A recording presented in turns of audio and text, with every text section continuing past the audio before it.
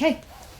All right, welcome everybody. Welcome to Don't Miss This. I'm David Butler. I'm Emily Freeman. And today we are covering a huge section.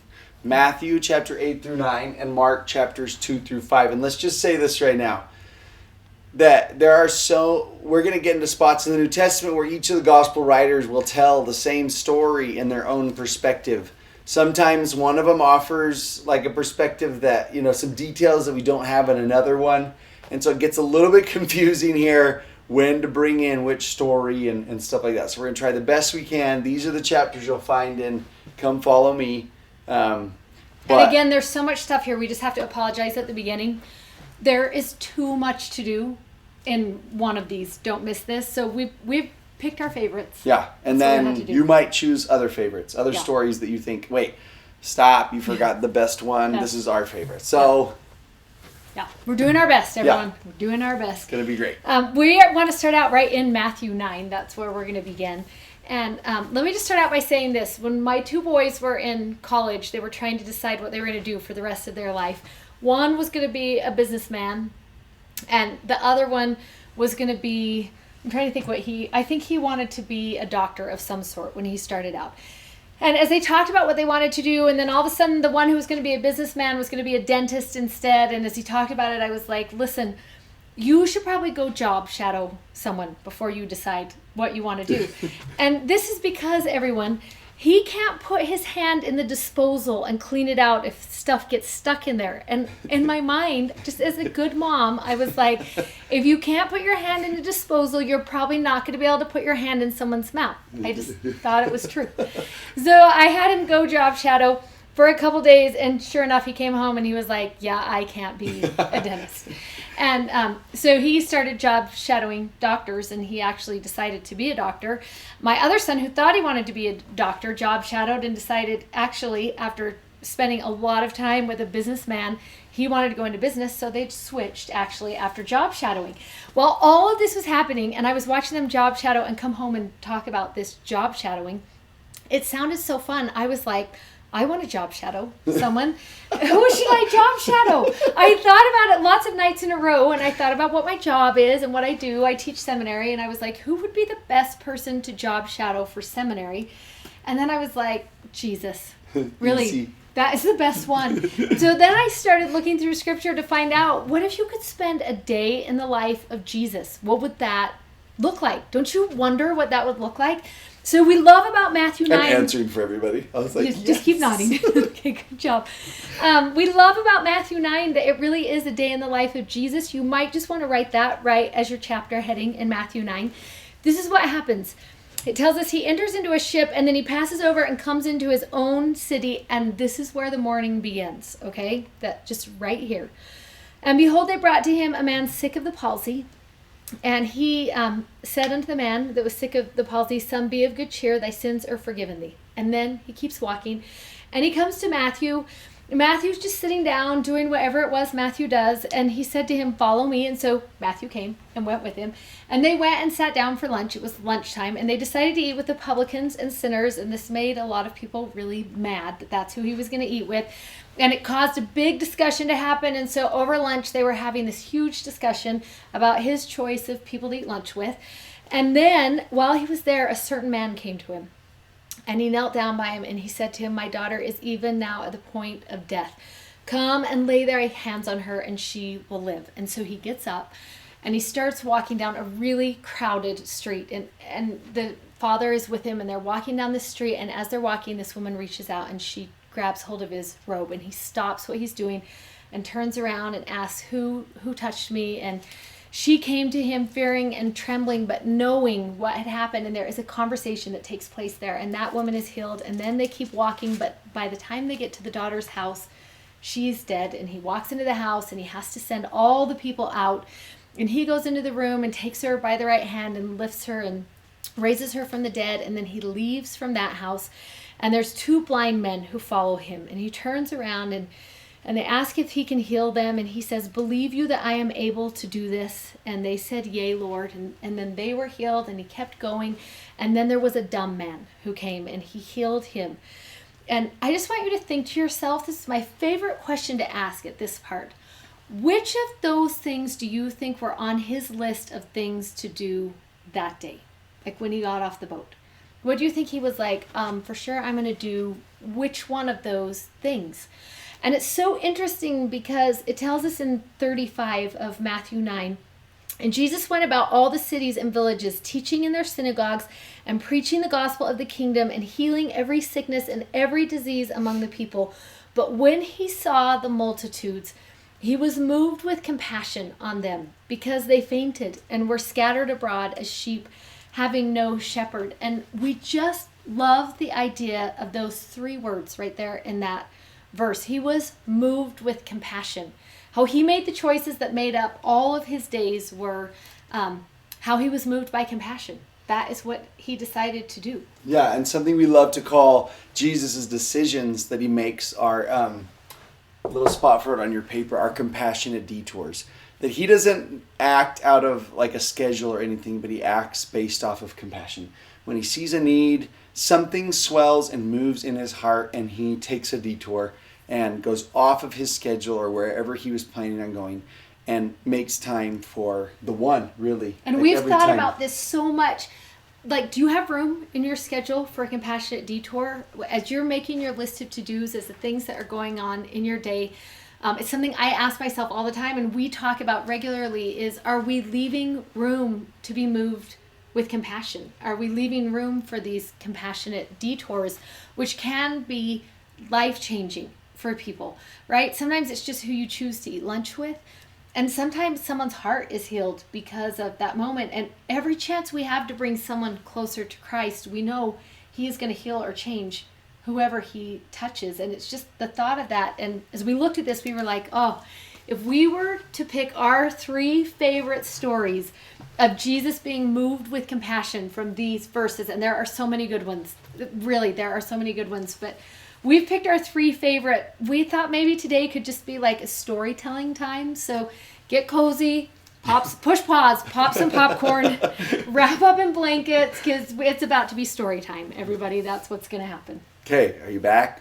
Here is the first one. On your study sheet, there are the verses of where you can see this. This story is told in Mark chapter 2, and it's also told just for one verse in Matthew, but it's also told in Luke chapter 5, and the verses are on there for. And it's so fun to go back and forth because you get pieces of the story. There's just details and that you don't know. Yeah, in each one. And while he tells this story, what would be really awesome is for someone to get your Come Follow Me manual and hold up the picture. It is such a good picture. Of this first it's one of our favorites. Yeah, I've never seen it before. I can't even remember who the artist is. Yes, but it's so good. It's just on the right-hand side. So while he tells the story, have someone in your family just hold up the Come Follow Me manual for this chapter. There is a picture of, it's the four friends who are bringing their friend to Christ. So they have a friend. I'm going to read from Mark chapter 2.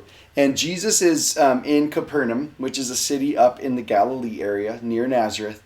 And it was noise that he was in the house. So like it spread like wildfire. He was there. So people pack to hear him preach in this house. And there's so many people there that they fill the whole doorway and all the windows around. And the house is just packed with people. Well, one of the people that heard Jesus was there was one of these friends. And they had a friend who had the palsy, it says, who was paralyzed. And I love that not only Jesus has a compassionate detour in these stories, but so do some of these friends. And one of these friends certainly had the idea. And I love picturing that he ran to 3 more houses and he said, you guys, Jesus is in the city and he can heal our friend. Let's get him. And they must have sat and was like, how do we get him? What should we do? And someone's like, let's make a bed. Let's make a little stretcher for him and we'll carry him to the house. And so they do. And something that's really neat, and it's on the study sheet, and I have the verses here, Mark 2, 2 through 3, and Luke 5, 18 to 19, is go through and pick out all the verbs that you can of things that these 4 friends did to try and get their sick, paralyzed friend to Jesus. I love that they were just like, well, they didn't say like, well, shoot, he can't walk. I don't know. But they were like, let's build a bed. And so they do. And the 4 of them carry him to the house. And they get him there and they see the crowd that's all around. And instead they said, well, we tried, They were like, well, what do we do? So they get him up onto the roof. We have no idea how that happened. You just have to imagine, right? Them trying to lift this huge couch bed thing that up made. to the roof. Four A pulley men. system. Have you ever watched 4 men move a couch up the stairs and out the door? Just picture that in your mind. Or a piano. Everybody is getting him up to the roof, which is a roof. And so they like move part of the roof over. And can you imagine being inside this house? We don't know what the sermon was, what was happening, but all of a sudden the roof opens up. And they lower the man, their friend, down into the middle of the living room. Could you imagine sitting in church? Can you imagine if it was your house and you're like, what are you doing to my roof? Who owns the house? We don't even know. That person is a good soul. And all of a sudden, this person gets lowered down into the middle. And we have no clue where in Jesus' lesson he was. Because he just stops. Because this man has dropped down in and is paralyzed. And I love in Mark chapter 2, verse 5, it says, when Jesus saw their faith, meaning the 4 friends' faith, when he saw what they had done, he said unto the sick of the palsy, Son, thy sins be forgiven thee. Now, what is so awesome about this is I don't know where the friends are, maybe peeking into the roof at this point, we don't know. But they brought him there because he was paralyzed. He could. That's what they brought him for. And they drop him in, and it's almost like the drum roll moment. And Jesus says, my son, I forgive your sins. And can you wonder what like the friends thought? They're like, oh, whoops. Oh, wait. we actually brought him so his legs could work again. One of them's like, oh, hello, from the top. And what happens is there's a reaction in the crowd, and there's some mumbling from people. And they say, this man is speaking blasphemy. Only God can forgive sins. And Jesus knew what was happening and took this teaching moment and said, why are you asking these questions in your heart? And then this question. Is it easier to say of the sick of the palsy, thy sins be forgiven, or to say, arise and take up thy bed and walk? That's in verse 9 of Mark chapter 2. And I remember reading this last year and stopping and thinking, wait a second, what's the answer to that question? What is the easier miracle? Is it harder to heal someone's paralysis or to forgive their sins? And as I sat there thinking, I realized it's to forgive sins. That miracle will require him to go to Gethsemane and to Calvary's cross to suffer and to die. To perform the miracle of forgiveness will cost him everything. His life, right? He will give his whole life to be able to perform that miracle. That is the harder miracle. And then you love that he ends it by saying, and just so you know that I will do that I do have the power to forgive sins, son, arise and take up thy bed and walk. And so he stands up as evidence that Jesus has come to perform that great miracle of healing of souls, of forgiving of sins is what he came for. So a really, really cool story. Yeah, we love that one so much. The next one we're going to find in Mark 5. This is the man at the Gadarenes. We had the opportunity to drive through where the Gadarenes would have been, and I remember looking at that rolling hillside. It was so pretty and so green, and thinking to myself, I wonder where the tombs were. And the man that didn't wear any clothes, that just was there in the tombs and coming in and out and living that life. And Mark says that that people hear him crying at night.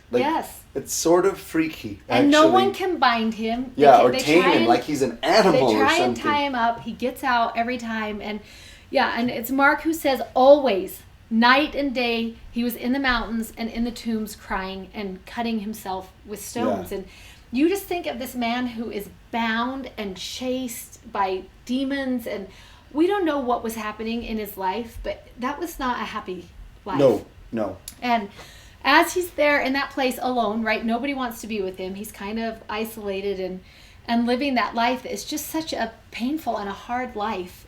Jesus comes. And we should point out that it's a graveyard, and according to Mosaic law, you could not come in contact with graves or dead. So there would have been no plausible reason for Jesus to go to that place. Other than him. to find that man. And we love how he does that, right? He goes to a well. It's his way to do it. Even when we read the story of the Samaritan, the Good Samaritan, it specifically says in there, and he went to him. Yeah. It's what Jesus does. It is the message of his life, right? He meets us where we are. Right. And that's what happens. He comes to the Gadarenes. He comes to the tombs where no one's supposed to go, and he finds this man. And my favorite part of this whole story, like we could just end on this lesson, is the very first question Jesus asks him. It's such a powerful moment, and it tells us as he comes up to him, and he comes right to where he is, and the first thing Jesus says to him is in Mark 5, verse 9, and he asked him, "What is your name?" Right? That's the first thing he wants to know. Where everyone else, what they saw of the man was what? He's crazy. We can't keep him bound. He's fettered. He has no clothes on. The description is everything that you see on the outside. Gross about it, right? And what are you would have been my first question, right? Like what? But then Jesus is like, looks past all of that, right? He sees past all of what is happening, and he says to him, "What is your name?" And the man's response is just as interesting as the Lord's question. And we have a spot on the study sheet. Where you want to be where you that. can fill those if you want to use that as an activity or something with what's your family. What's the question he asks, and what's his answer? And his answer, the name he tells him is Legion.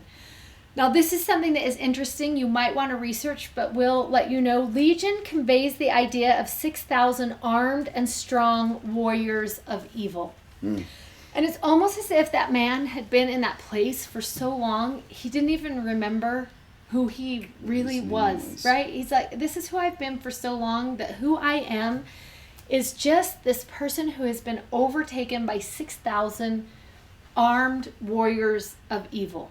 That's who I am. And I love that in that moment, what happens is there's a bit in the story where all of a sudden there's pigs and a cliff and water and all these crazy things are happening that as you're reading, you're like, what is even going on here? And then there is silence. And there is a man who is clothed. And I think to myself, where did he get those clothes? Don't you wonder that? Like, did Jesus come with clothes? Did he already know what was going to happen? And he's sitting at the feet of the Lord. And I want to say, and what was that conversation? Like, what was even happening in that moment? What was he learning in that moment? And it's just that sweet moment of realizing it doesn't matter what chases you. It doesn't matter what battles you are facing. It doesn't matter how many things are up against you. Remember, Jesus Christ is powerful. He is mightier than any of those things. And he has the power to look within you and see the hidden good that might otherwise be concealed, right? And he has this moment with that man, and that man just wants to sit at his feet for the rest of his life. If he could have chosen, that is what he would have done. And I love what the Lord says to him. In verse 19, it says, in 18 it tells us, he that had been possessed with the devil prayed him that he might be with him, right? He just wanted to stay with Jesus his whole life. And sometimes that is true, right? If you've ever been to an addiction recovery program, or if you've worked with someone who struggles with those things that are so heavy and so constant, when they feel like they are with Jesus, that is a place of hope. It is a place of healing. And they'll say, if I could just stay here, right, in the bishop's office, if I could just stay in the 12-step program room, if I could just stay here, I think I could make it. Yeah. And I love what the answer is here for that person, because I really think it is the answer for anyone who feels like their past has chased them, right? Anyone who feels like they have just been chased and chased and chased by something they can't get away from. By 6,000 armed warriors soldiers, right? Of evil, right? He says this is what is going to heal you.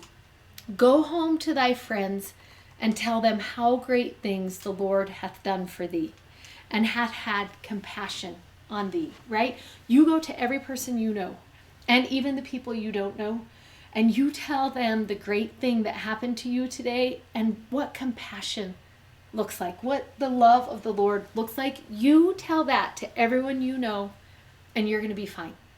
You will remain healed. Those armed warriors will never have power over you if you can do that for the rest of your life. And I think there is so much power in us bearing testimony of where we have seen the Lord working in us. There is power for us, and there is power for those who hear our story, that every time we bear testimony of those great things, every time we tell our story of where the Lord entered into our life, the miracle is renewed in us. Yeah. And it's renewed for everyone who hears it. And we thought it would be awesome if you would take the time to just write down in this box, what are the great things the Lord has done for you in your life? And maybe you'll take a second with your family, all gathered around, to just think, if you were to look past over the past week or the past month or the past year, and just name one great thing the Lord has done for you this year, that would be a powerful conversation. Yeah, it's almost like the memory of it. Like, because you're retelling the memory, you're bringing like the hope and the wonder of the experience with you. Yeah. To retell it. Let me tell you how he rescued me. Let me tell you how he saw me. So. And you love when Jesus comes back to this place a while later, the whole town is waiting for him because of the testimony of that one man. He told everybody. He told everybody. And you just think to yourself, the power of one person with a testimony of Christ. And it's in this story, right? And it's the most unlikely person in the town to have been the missionary, right? To have been the one who was testifying. And yet he was a life changer for hundreds of people. And that could be you, right? That could be your story. And don't ever doubt the power of the testimony of one person. It's interesting that beforehand, fear is what spread and reigned. And now hope does in that city. Yeah. Oh, it's one of my favorite stories. The man of the Gadarenes. Okay. Our last one we want to tell is a two-part story. And it's one that Emily mentioned at the beginning in that day of Jesus. I'm going to be looking at this in Mark 5. But again, you can look at it in Matthew and in Luke. And it's Jesus, and he's sitting down for lunch. And while he's in the middle of his second course, we don't even know if he's had a bite to eat, a man named Jairus comes up to him and falls down at his feet right when he's there ready to eat. And it says in verse 23, Mark 5, that he besought him greatly, that he was at a father who was at a point of desperation. And he says, I pray thee, or I beg you, come and lay your hands on my daughter, who's right at the point of death, and she will be healed. She will live. And I think it's probably interesting to know, in Mark, I think it tells us she had died, right? Not yet. It doesn't say that. And Luke also makes that very clear. She's right at the point of death. So he is in a hurry. And Jesus says, you bet. And he gets up from lunch and follows him.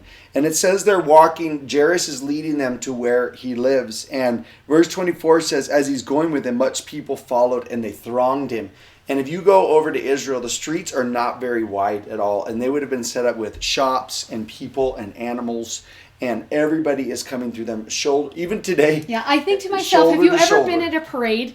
And as soon as the parade is over and you know it's going to end, the last float goes, and you just start grabbing your kids' hands, right? Because you know they will get lost. They are going to get lost if everyone's not holding on to someone. And that is the mental picture every time that and they are just like squeezing through. And all of a sudden, they are moving through, and Jesus just stops. And he says, who touched me?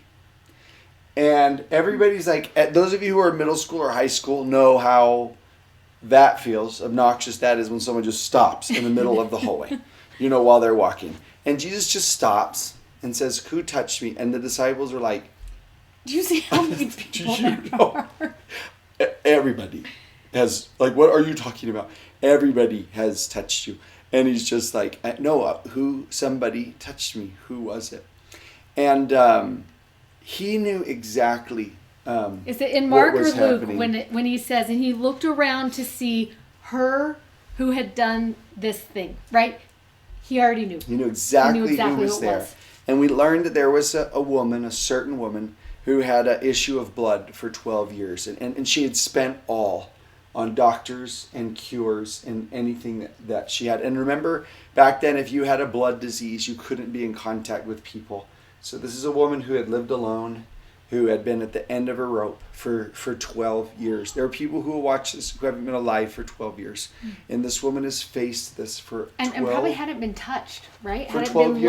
loved and knew she couldn't touch anyone either. And she just thinks, she hears Jesus is in the city and thinks, if I just secretly wait by the roadside and just reach out and touch just the hem of his robes, I can be healed.